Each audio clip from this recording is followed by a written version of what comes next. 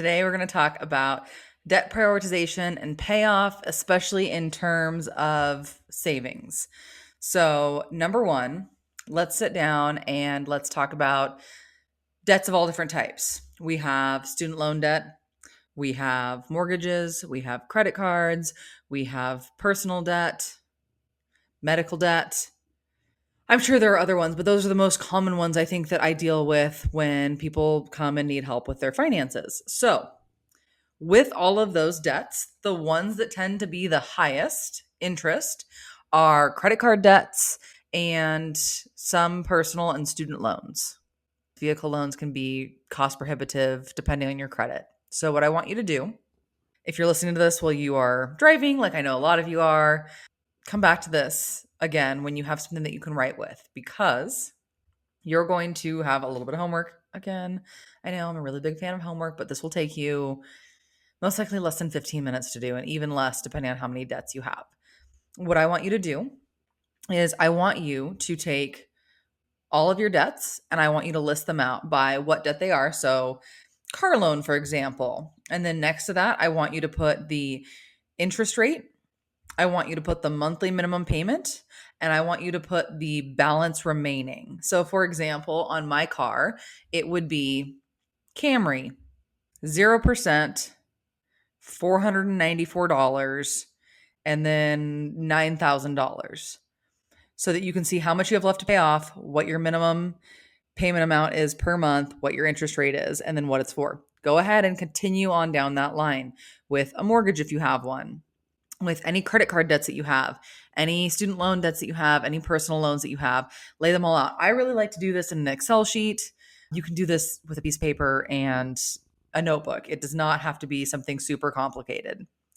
So the goal here is, once you've laid all of them out, you can see what your highest interest rate debts are. So in general, if you don't have, big goals other than to be like financially secure, right? Depending on what that means to you, that may look different to each of us. But if you're not looking to buy a house right now, or you don't have any really big life changes coming up, you just want your finances to be better and to be working for you more, what I would do is I would order those debts in order from highest interest to lowest interest. And then, building off of last episode where we talked about any extra money that you have after you've gotten your income and expenses nailed down, you are then using for your debt payoff. And this applies to anything over about 7% in interest. So generally, credit card debt, some car loans, some student loan debt, and some personal loans. You want to prioritize paying these off before you prioritize investing or generally saving really aggressively. I like to have a few months worth of savings set aside, but once you get that kind of bare minimum set aside, you want to be aggressively paying off debt where it makes sense. So, things to think about when you're looking to pay off your debt. For example, my Camry loan that I just gave you all is at 0% interest. Part of me really wants to go pay that off. I have the cash available to do it. It makes no sense for me to pay that off because it is 0% interest. It costs me nothing for that loan. And instead, by investing that money, by using that money in my business, I am able to actually have a better return than I would if I were to go pay that loan off early. Now, what's an example of when I may not recommend that? I may actually say, like, no, you should pay it off, because you may be in the debt is bad camp. I'm not in the debt is bad camp. I am in the debt is a tool. We can learn how to use it most effectively and to use it so that it works for our lives the best. But debt is not inherently bad. It is definitely a tool that you should be using in your arsenal.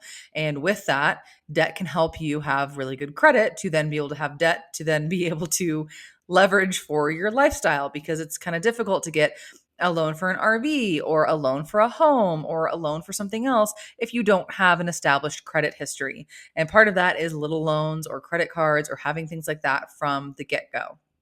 So for those of you that maybe have been in the debt is bad camp but are really interested, or like, you know what? Yeah, I'd like to potentially be paying for a house and not paying for it in cash because, again, relatively low interest rate. It doesn't make sense for me to pay for a house in cash when I could instead get a mortgage with a relatively low interest rate and be investing the excess. Now, the problem comes in if you don't invest the excess, or you take on more debt, or you take on more credit card debt. So that's where, again, you want to be taking what works for you from this. So, giving that earlier example of my Camry, that's 0% interest, there are a few times when I would consider paying that off early.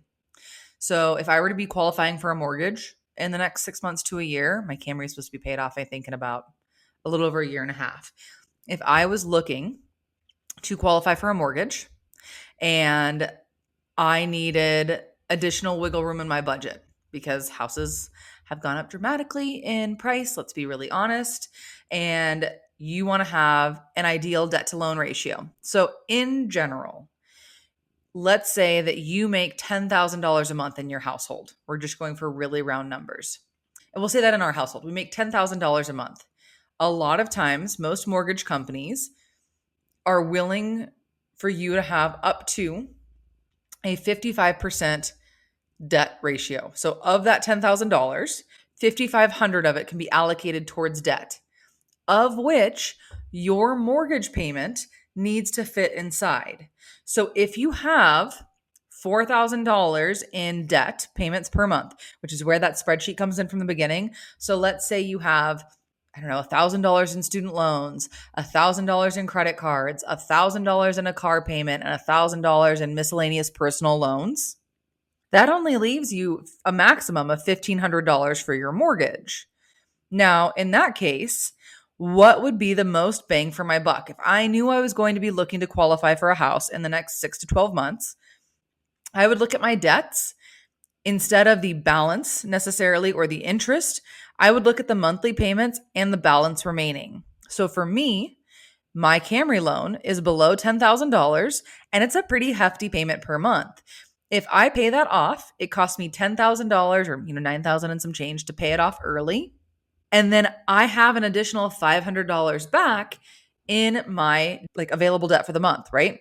So in that example, that takes me from having up to a $1,500 mortgage to now having room for up to a $2,000 mortgage.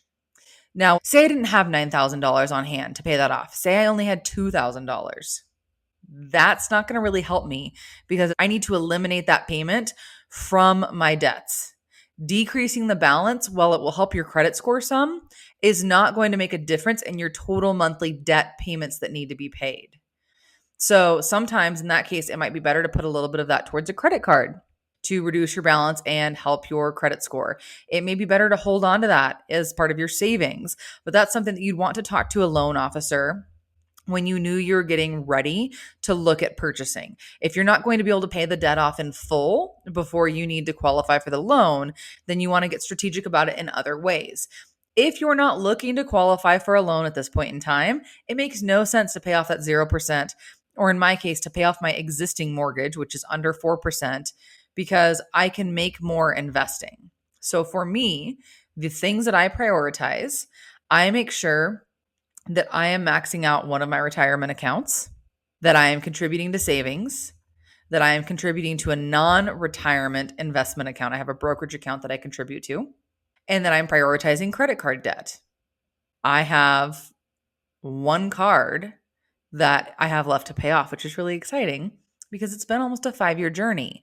But for me, having more available, having a home, being the primary earner, having more in savings, having more investments was important to me and to our household in order for us to have financial security. So I looked at the interest that was paid on that credit card debt as a fee for me to have more cash on hand. And again, it served me well. I don't hold any ill will against it. The credit card companies are in business to make money. I totally understand that. It's a line of credit with a little bit higher interest rate than I would prefer. So for me, that's the number one thing that I prioritize paying off. So looking at all of this and figuring out how debt and how debt prioritization works for you is really important because well, someone might say, oh, you want to pay it off in this order and just knock it all out, and debt is bad. It really depends. It depends on your personal goals. It depends on your financial goals. And I feel like I'm a broken record when it comes to saying it depends, but it does. So I want you to understand the reasons behind why you might take different actions, why you might pay a 0% loan off. Because again, I would never generally advise paying a 0% loan off. But for me, that's one of the easiest payments for me to knock out because the balance is low and it's a big payment and it frees up available cash flow per month for qualifying for a mortgage. So be thinking about what that looks like for you.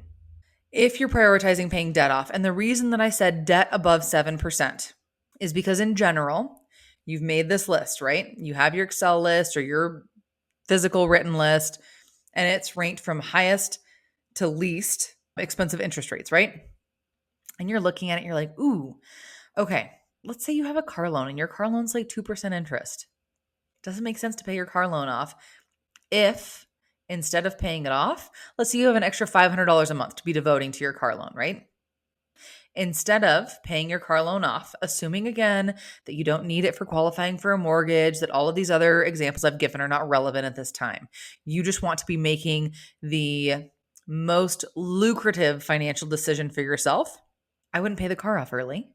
Instead, I would be investing, not saving, investing that money. Because in general, over a 10-year time span, the market has always trended upward, meaning that one of the easiest ways for you to be beating inflation, for you to be beating the interest rate that you are paying on your car, is to have something that's earning more than your interest.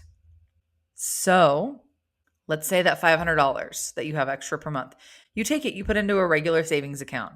You might get like 0.9% interest, right? That's not going to keep up. You'd be better off paying the car off. Let's say instead you invest it. You get a 7% return over the year. You've now made 5% more than you've paid in interest because 7% minus your 2%, you've increased by 5%. So in general, that's what I would be doing. Where you get into trouble is if you take that $500 and you either spend it on things that don't align with your financial goals, you put it in a regular savings account, you would be better off having paid that debt off then. But if you can invest it and have an average rate of return, 7% is very average, you'd be in a much better place. So anything below that 7% threshold, I generally recommend you be investing the extra unless there's a purpose. And same thing with mortgages. We're going to talk about mortgages a little bit today. As we're talking about mortgages, I want you to understand there is a psychological benefit. There is security that comes from having a paid off home, that comes from having a paid off car, that comes from being debt free. I acknowledge that wholeheartedly. Do I love the idea of having my house paid off? Yeah. I don't love it now as much as I used to, but when I was barely making ends meet, I valued having a roof over my head and having the security that came from knowing that my largest monthly payment would be gone. I would have property taxes, I would have utilities, and I would have whatever food I needed to feed myself. That felt so secure to me at the time. The more wealth that I've built, the more knowledge that I've acquired, the more I've realized that for me, having a paid off house doesn't really hold the appeal, especially with an interest rate below 4%. There's no point in me paying extra to it at all for my financial goals. Because instead of paying an extra $1,000 a month to my mortgage and saving $80,000 in interest over the next 30 years, I'm just throwing this out there. That's not an exact figure, but that's one that came to mind. But it was a lot. It was like tens of thousands of dollars in interest, and it would pay my loan off early. I'm investing $1,000 per month. That will save me significantly more, or earn me, I should say, significantly more than it will save me in interest. Because again, that's 4%. And I'm earning 7%. And we are doing some really simple math here. We're going to say that it would earn me about $140,000 in investments or save me $80,000 in interest.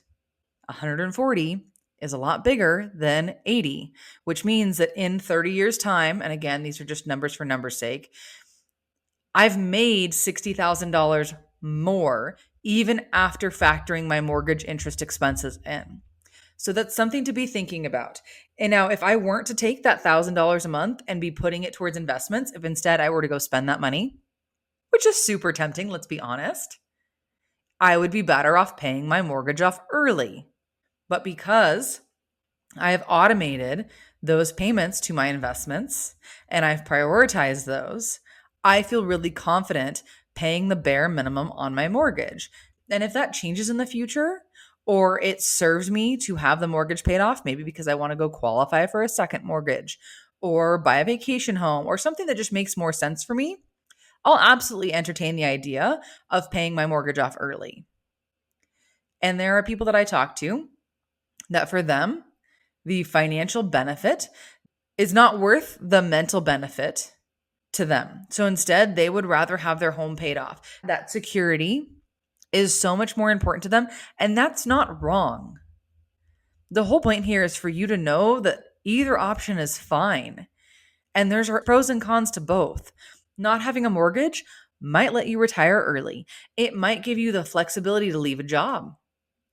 But having a mortgage and investing that money might give you more security in retirement. It might earn you more mathematically. I mean, generally it will. Neither of them is wrong. Switching paths partway through is not wrong. Doing what works for where you are now and then tweaking that plan as you need to is the most important thing that you could be doing for yourself.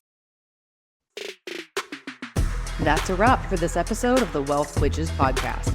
I hope our magical money talks have left you feeling empowered and inspired. Remember, wealth isn't just about dollars in the bank, it's about abundance and financial freedom in all aspects of your life. I'm Katelyn Magnuson, encouraging you to keep challenging the status quo and embrace your inner witch on this financial journey. Until next time, stay magical.